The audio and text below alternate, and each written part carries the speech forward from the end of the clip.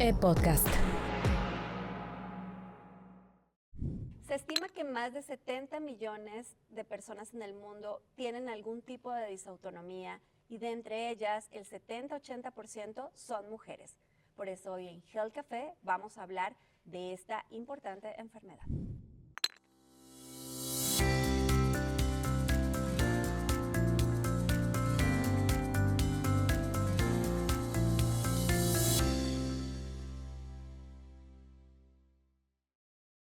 Hola a todos y bienvenidos a un nuevo episodio de Health Café, este espacio en el que hablamos de la salud sin filtros.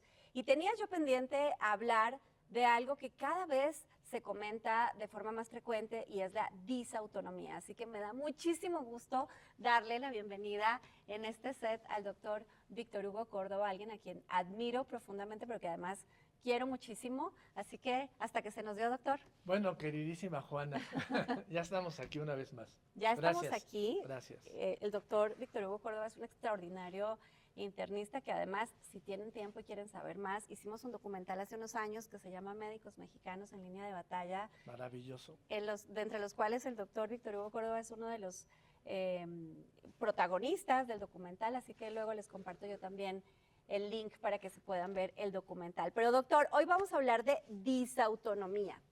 ¿Qué es y cuántas personas la padecen? Pues en este país la padecen muchas personas, especialmente mujeres. Hace algunos años en el Hospital Ángeles de Pedregal, hace algunos años, 20, empezamos a hacer un censo y lo anclamos en que una de cada 150 mujeres adolescentes cumplía con los criterios. Estamos hablando de las disautonomías benignas, luego las clasificamos. Okay. A nivel mundial se estima que 70 millones, porque desde hace 10, 12 años para acá nos hemos empeñado en compartir datos.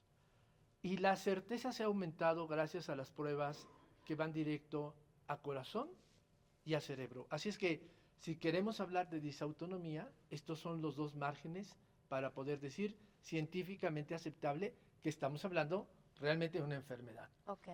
¿Y qué es? ¿En qué consiste? Bueno, pues todos tenemos adentro de nosotros una parte del sistema nervioso que toma el control y no nos deja opinar. Esta parte es la automática. Cuando se descompone la parte disautonómica, aparece esta enfermedad que hemos catalogado como disautonomía. Pero vamos a poner una pincelada adicional. Es un espectro. En realidad es un espectro. Ajá. Porque no todo mundo tiene todo y mucha gente tiene un poquito. Ahora, de ese espectro de la disautonomía, cuando toma el control, esta parte automática que todos tenemos, pues nos deja ver cosas que no sabemos que podíamos hacer.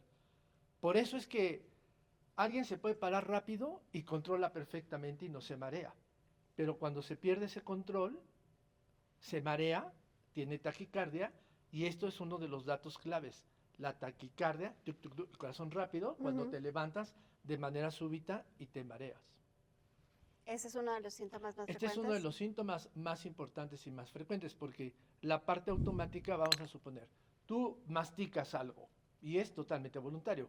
Puedes masticar a cierta velocidad o no, pero una vez que tragas y entra una parte del esófago, ya no lo puedes controlar.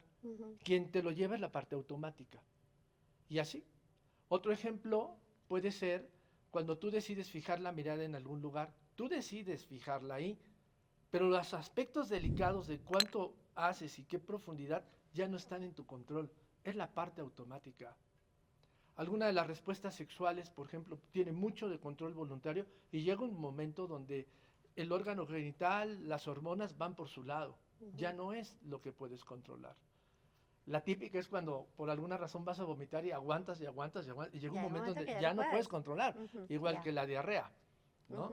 Entonces, esta parte tan exquisita de la situación automática tiene un protagonista que es el cerebro a través del tallo cerebral. Y tiene otro protagonista, que es un protagonista muy presumido, que se llama el nervio vago, porque vaga. Pues esta es una cosa maravillosa de los anatomistas. Cuando empezaban a hacer las disecciones en cadáver, se dieron cuenta que había un nervio que con todos los órganos tenía que ver, con todos, el nervio vago. Bueno, pues la disautonomía su gran cómplice es el nervio vago. Ok, qué buen nombre le pusieron a ese nervio entonces. Nervio vago como un residente en medicina interna. Lo dijiste tú, no lo dije yo. Sí, lo digo yo a los chicos desde hace 35 Con la años. autoridad de ser profesor hace mucho tiempo, justamente eso te iba a decir. Pero a ver, entonces, además de este síntoma que nos explicaste, que es levantarse y sentir taquicardia y marearse, ¿cuáles otros síntomas o qué manifestaciones tiene la disautonomía? Pues este es uno de los síntomas pivotes, ¿sabes? En medicina decimos, ¿cuál es el síntoma o el dato pivote? Porque Ujú. todas las enfermedades pueden tener un poquito de todo. Bueno, este es uno. El otro es la sudoración. El otro, y esto es el ¿La tema, sudoración cómo? la sudoración fría, excesiva en muchas partes. Ok. ¿Ok? Otra cosa es, por ejemplo, cuando estás todo el tiempo con estado nauseoso. O comes un poquito y tu barriga se hace como la del perrito después de comer. Se inflama. ¿No? Por muchos años, estoy hablando de muchos años, el doctor Richard Alexander Aguad, que fue mi maestro, el doctor Rui Pérez Tamayo, que fue mi maestro, en 1985, yo estudiante de medicina y era instructor de fisiología, y el doctor Rui Pérez Tamayo me consiguió un polígrafo de bulbos, imagínense, para poder hacer registros de cerebro. Y ahí fue cuando empezamos a publicar que algo pasaba en el cerebro que tenía que ver con la tripa. Así es que nosotros llegamos a la disautonomía a través de estudiar el colon irritable. Ahora sabemos que todo el aparato digestivo es parte de los síntomas de la disautonomía. Así es que si armamos problemas de corazón, ¿no? De ritmo de corazón, problema de estoy mareado, problema del desenfreno de todo lo que es sudor, problema en el sentido digestivo, urgencia por orinar, ¿ok? Todo esto hace un cuadro que se conjuga y es la parte de la disautonomía del espectro benigno. Ya. Benigno, y esto hay que subrayarlo. Todo esto benigno. ¿Ok? Porque el 85% de las personas que padecen la disautonomía son mujeres. Explicación tiene.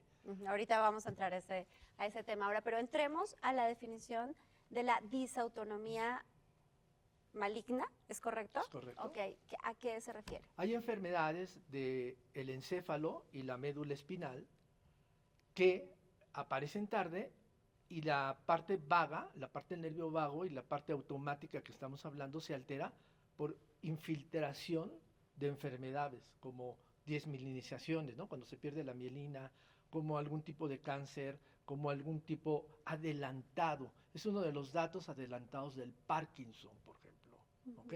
Hay una regla, una memotecnia en medicina. Datos de disautonomía en un varón de más de 50 años, cuidado. Hay que buscar cosas neurológicas muy complicadas. Ok. Hay otro. Datos de disautonomía en una jovencita entre los 14 y los 21 años.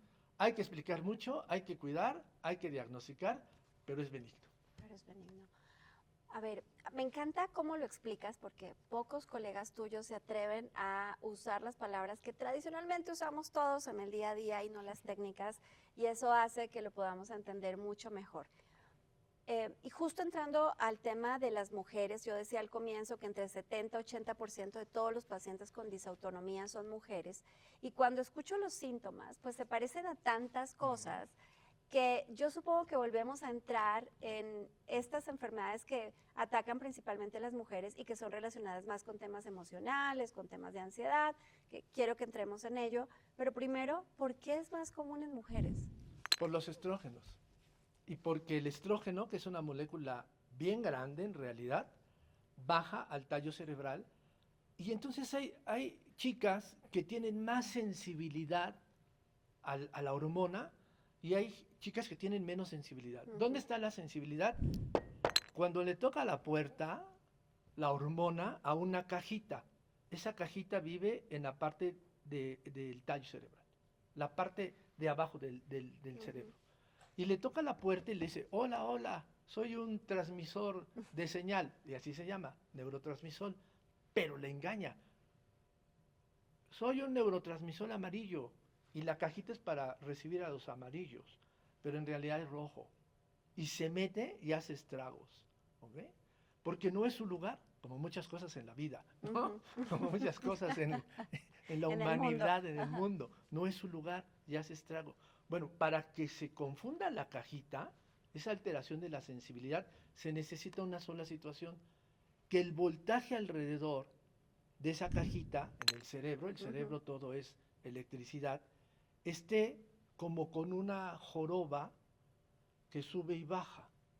Cuando baja esa joroba, o sea, baja la electricidad, se descuida el transmisor y admite a quien quiera. Ya. Y ahí entra y empieza a tener más estragos. Ahora, no todos los cerebros femeninos tienen esa cajita con esa sensibilidad. Algunas más, otras menos. Ok, entonces la razón está en que los estrógenos, que son estas hormonas presentes en todos los hombres y mujeres, pero que tienen una mayor proporción en mujeres, hacen que sea más frecuente justamente este efecto en las mujeres. Primer punto. Ok. ¿Quieres saber el segundo? A ver. La amígdala. La amígdala está dentro del cerebro. Sí. Y la amígdala es la supercomadre del hipocampo. El hipocampo guarda experiencias y la amígdala solo estalla en emoción. Hombres y mujeres, solo estalla en emoción. Entonces, cuando se conjuga lo que hemos dicho, más una amígdala superexcitada, entonces la gente tiene muchos síntomas. Y aquí cuidado, porque en la mayoría de estas personas decimos, tiene ansiedad, tiene depresión y por eso tiene disautonomía. Yeah. Pues no. Hay algunas personas, hombres y mujeres, jóvenes, este es el factor común, que esta parte no está tan madura, la parte entre las emociones y el administrar tus recuerdos.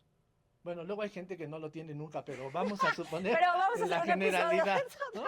Entonces, esto es tan fuerte que nosotros en el laboratorio de neurociencias que tenemos en el Hospital Ángeles, hemos visto cuando hacemos la resonancia magnética cerebral que estas personas tienen la amígdala más grande, especialmente uno de los bracitos de la amígdala. Pero cuando hacemos el mapa cerebral de quinta dimensión y medimos la amígdala, entramos al territorio de la amígdala, nos damos cuenta que ahí cambia el voltaje. Okay. Entonces, a ver, lo que pasa es que es más frecuente en un cerebro femenino que esto suceda. No quiere decir que solo a las mujeres les va a dar. Segundo, lo que hemos hablado del estrógeno. Y esto es tan especial que si se dan cuenta, la mujer en el cerebro pues evoluciona más rápido. Una chica de 14 me ha roto el corazón porque yo quería ser su novio, pero ella quería andar con el de la prepa, no conmigo, ¿sabes? Es una evolución. El cerebro de la mujer es capaz de administrar unos recuerdos impresionantes, impresionantes. A veces hasta te dicen, oye, es que no sé qué de tal año, y tú dices, pues yo solo me acuerdo de ayer, ¿no?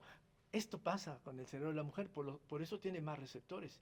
Y esta es la otra razón por la cual las pacientes que han vivido con disautonomía por muchos años, y esa pequeña fracción llega a tener una enfermedad neurológica ya de adulta, le va peor a ese cerebro que a un cerebro masculino. Ya. Pero, a ver, creo que hasta acá es muy importante enfatizar entonces que no se trata de una enfermedad inventada, No. que no se trata de el efecto de las emociones o de la ansiedad, sino que estamos hablando realmente de un fenómeno neurológico que cómo se diagnostica, porque entiendo que uno de los problemas de la disautonomía es que la paciente va a ir de médico en médico, o el paciente, 20-30% de los casos es en hombres, ya dijimos, va a ir de médico en médico, atendiéndose chance y de los síntomas, y el tiempo promedio de diagnóstico sigue siendo muy grande. Leía yo de 3-7 años para que alguien realmente llegue al diagnóstico de disautonomía. ¿Cómo se diagnostica? Pues se debe diagnosticar básicamente con 3 cosas. Comprobar que tienen alteraciones en la taquicardia, ¿no? El ritmo corazón rápido, al levantarse. Este diagnóstico es exquisito en el consultorio, por favor, todo mundo a tomar la presión, brazo izquierdo, brazo derecho, sentado, acostado, parado, el paciente. ¿Sí o sí? Bueno, esto debería hacerse hasta para la hipertensión arterial, pero bueno. 2, registrarlo. Y para eso tenemos una prueba que se llama la mesa de inclinación. Es horrible, como una mesa medieval, pero ni modo. El paciente se acuesta, se le pone electrodos para saber cómo va el flujo del corazón al cerebro, cómo laten las carótidas y obviamente el ritmo cardíaco.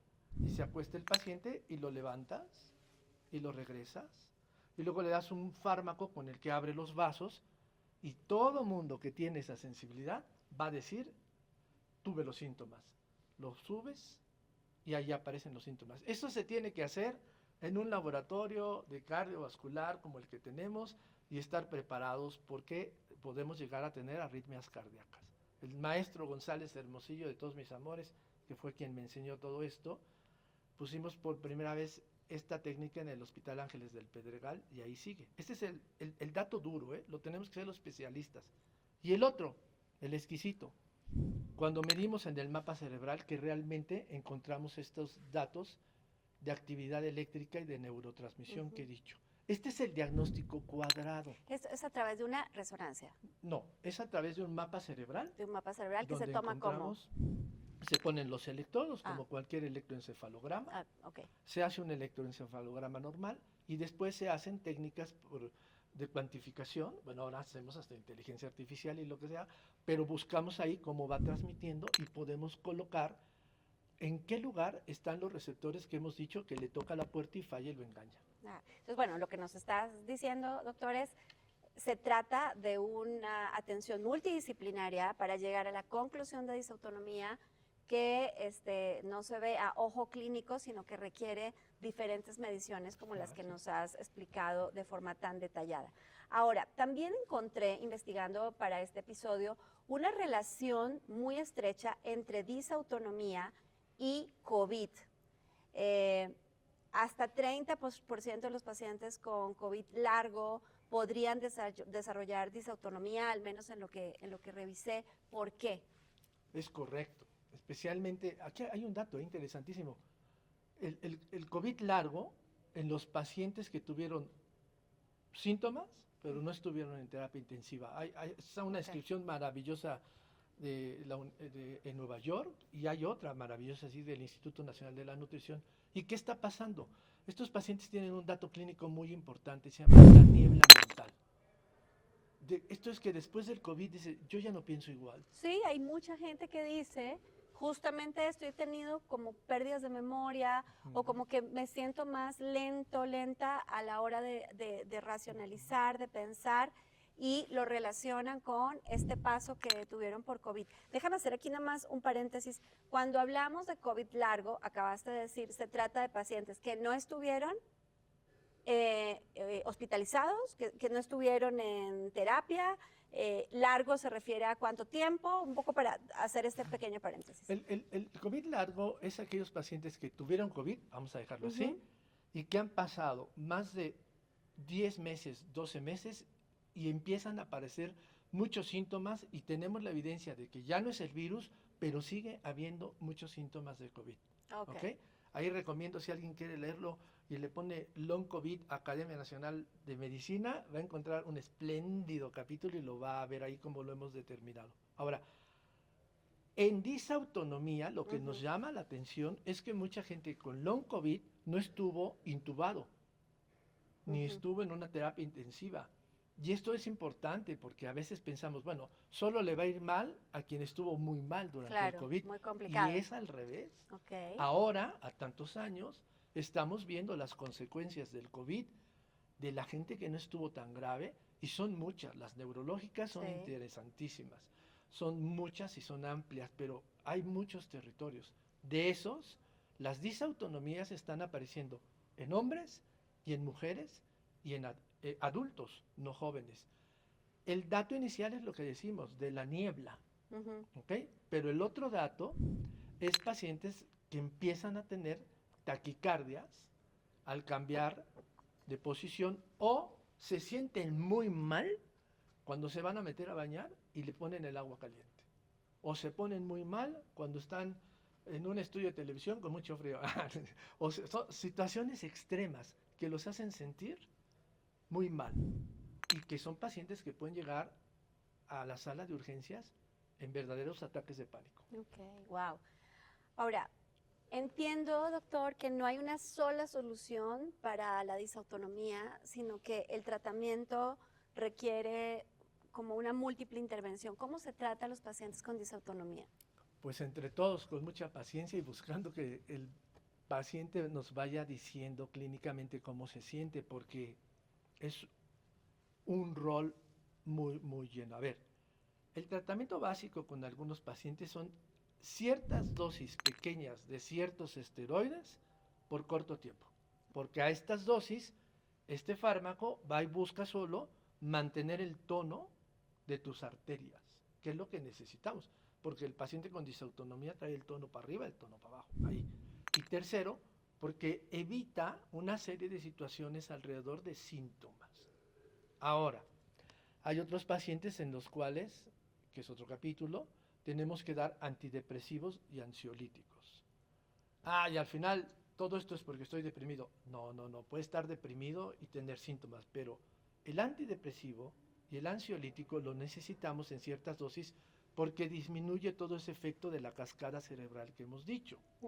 Como algunos pacientes que le ponemos dosis muy pequeñitas de quetiapina, no solo para que duerma mejor, sino para que relaje y porque a ciertas dosis la quetiapina empieza a impulsar transmisión cerebral diferente. Doctor, haciéndote aquí otra pausa, entonces, ¿la salud mental en disautonomía es causa o es consecuencia?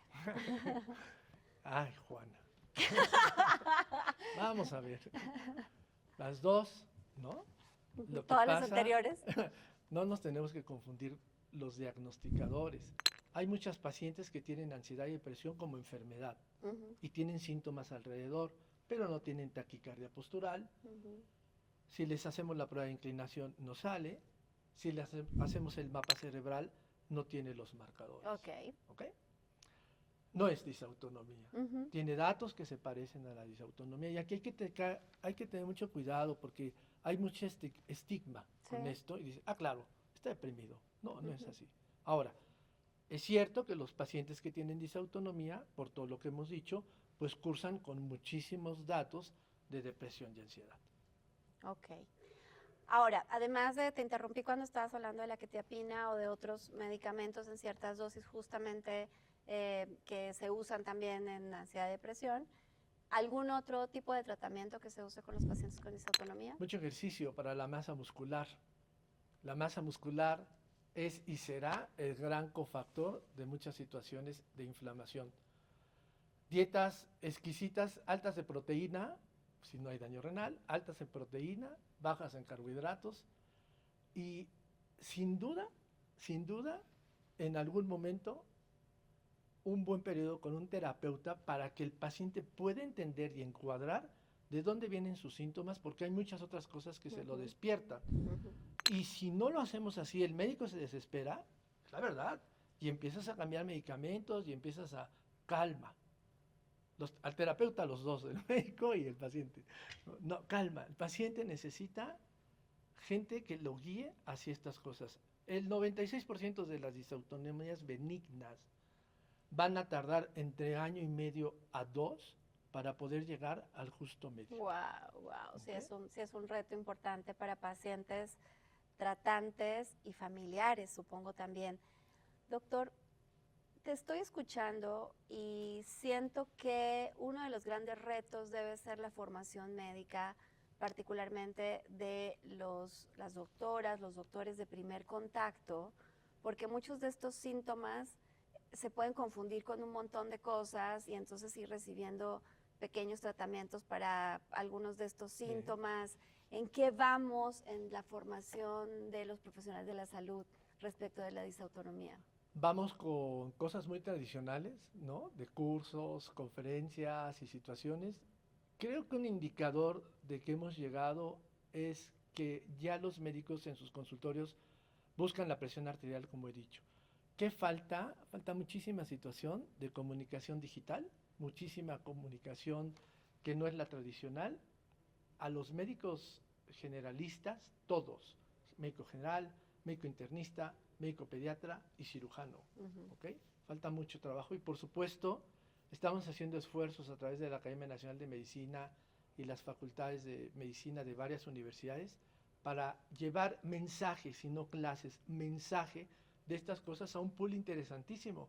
Hoy nuestras escuelas de la licenciatura de medicina están llenos de mujeres en una proporción bárbara y se ha vuelto un grupo muy sensible hacia la comunicación diferente. Que eso es una buena noticia. Fantástica. Esa es una buena noticia. Ahora, casi para cerrar, ¿qué cambiaría mañana la vida de millones de pacientes con disautonomía si se diagnosticara a tiempo? Primero el estigma, que es terrible, familiar y médicamente. Segundo, podríamos hacer que la gente esté más tranquila. Por un lado o por otro, la disautonomía va de la mano de la ansiedad y de la tristeza. Y en este mundo son dos elementos que parecen un infierno. Cualquier paciente que haya pasado un periodo de depresión o un periodo de ansiedad, sabe que parece que no hay más puertas y que cuando te vas a dormir te aparecen todos los demonios y es horrible. Y tercero, el subdiagnóstico, ¿sabes? De muchas cosas que parecen que es disautonomía y no lo es, y el paciente le va a rete mal. Y te voy a poner una súper clarita, la vitamina D. La deficiencia de vitamina D, que en este país es enorme, da muchos síntomas que parecen disautonomía. Wow. Doctor, es un placer tenerte en Health Café. Se le nota que es maestro, entonces explica como para todos los humanos, así que hoy yo casi no tuve que hacer traducciones. Es un placer tenerte a ti y además sé que tienes muchos temas de los cuales platicar, así que sea la primera de varias. Hombre, que sea la primera de varias. Nos vemos el 12 y el 13 de febrero en la Academia Nacional de Medicina. Un anuncio ya, pues que estoy aquí. Ni modo, por supuesto que lo usamos.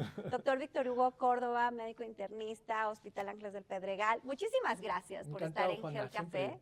Y ustedes ya saben que nos pueden ver, escuchar en las plataformas en las que tradicionalmente consumen podcast. A mí me gusta el canal de Excelsior en YouTube, pero pueden buscarnos también en Amazon Music, en Apple Podcast. Ahí estamos. Comenten, compartan con ese familiar, con esa amiga, con ese amigo que seguramente está teniendo estos síntomas y que todavía no le llegan al diagnóstico. Puede ser que este episodio les dé luz sobre qué puede seguir y a quién pueden consultar. Y nada, recuerden que nos vemos cada lunes en este espacio para hablar de los temas de salud en Health Café. Esta es una producción de Excelsior Podcast. Derechos reservados.